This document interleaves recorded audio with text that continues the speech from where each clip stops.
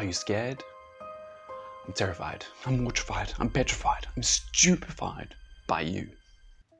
Hello, I'm Ryan and welcome to day 19 of the 30 Days Speaking to Camera Challenge. Today we are talking about one of the big ones, fear. So fear is something that is perfectly natural. It served a fantastic evolutionary role throughout human history. It's prevented us from doing anything too stupid and leading to the subsequent death of the entire species. However, it is one that is exceptionally limiting for most of us.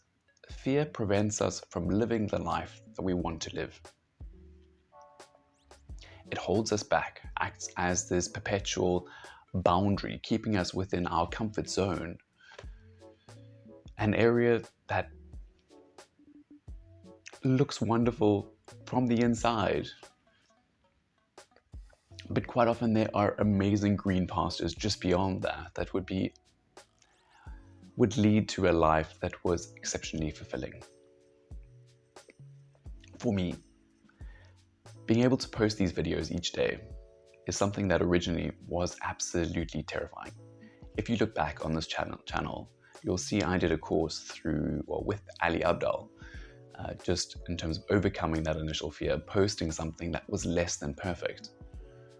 Honestly, it's terrible, really, really terrible, I'm not gonna lie to you.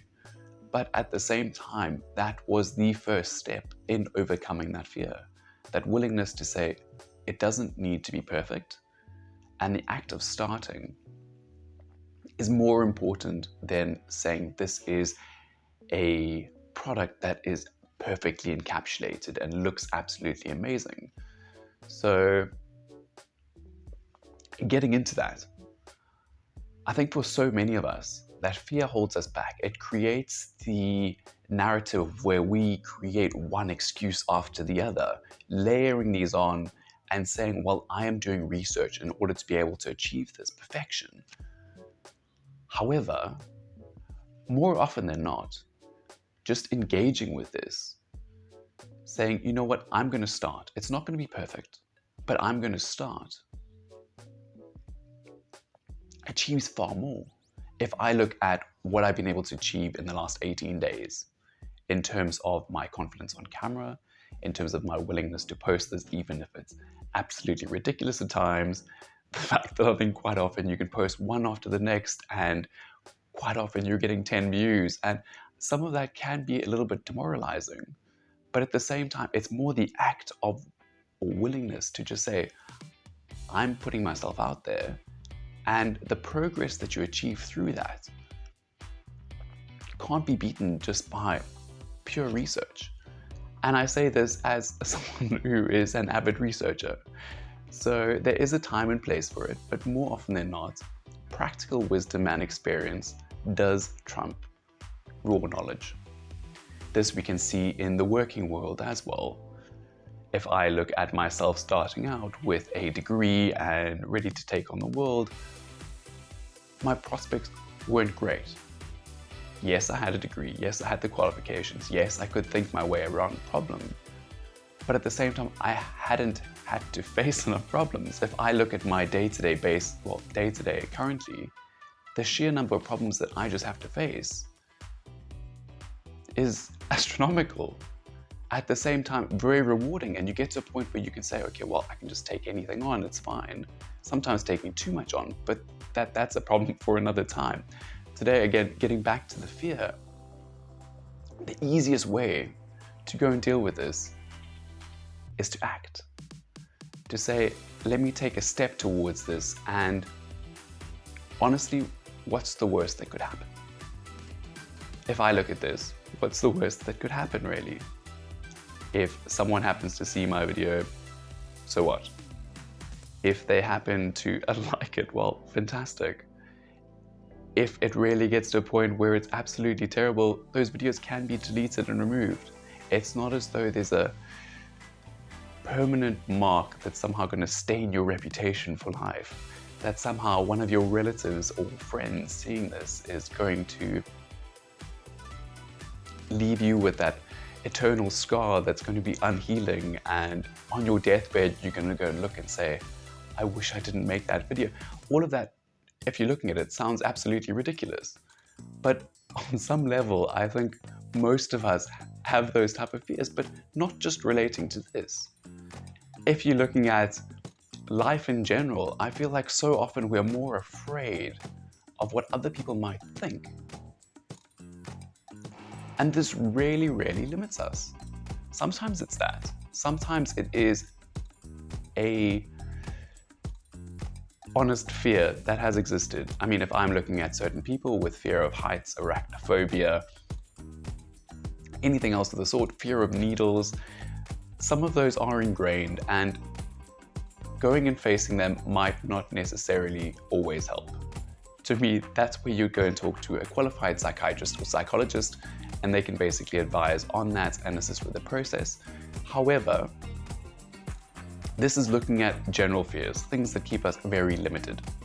They keep us within that comfort zone, that little ring that sounds fantastic but really, really, really isn't. Living a good life, but never the great life that exists just beyond that. So, in short, the easiest way to overcome the great fears is to put yourself out there, is to face them. I think recently I heard, actually I can't recall where I heard it, but it was somewhere, of someone who basically was watching a scary movie with their son. Their son, at one point, decided this was too scary and wanted to leave. They insisted that the son stay, watch it through to the end, and then could comment. The son watched it through to the end, and the father posed the question, was that as scary as you thought? And the son's answer was absolutely not. Quite often we build up those fears in our heads to a point where it is largely irrational. It's based on something outside of truth. In my last video, I touched on this to some degree. However, I think here it's as applicable. It's that awareness within, well, your realm of awareness again, and looking at those fears and the narratives we create that don't just not serve us, but really act as a hindrance to our life, to us moving forward, to us achieving greatness or just goodness or just something more than survival.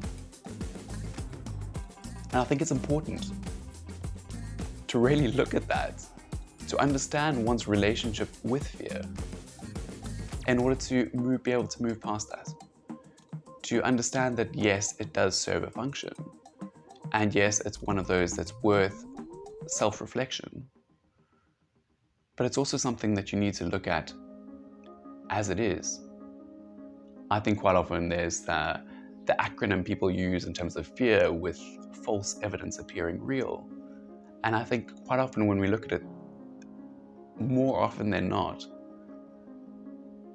there's a lot of truth in that. There are cases, again, when I'm standing on the edge of a multi-story building, when you look down and there's that automatic instinct to pull back a little bit, where that prevents a life and death scenario. However, in modern society, I feel as though our fear receptors, I'm going to call them, are wired in such a way that we feel this with far more regularity than we should. It's one where our brain views everything as a life or death scenario, as opposed to just saying, meh, a little bit of embarrassment won't kill me. So, that's my food for thought, my little pearl of wisdom, or not so much wisdom, but if you managed to get to the end, I really thank you for watching. It's always great to have you here, but otherwise have an absolutely spectacular one, and I will see you in the next one. Cheers.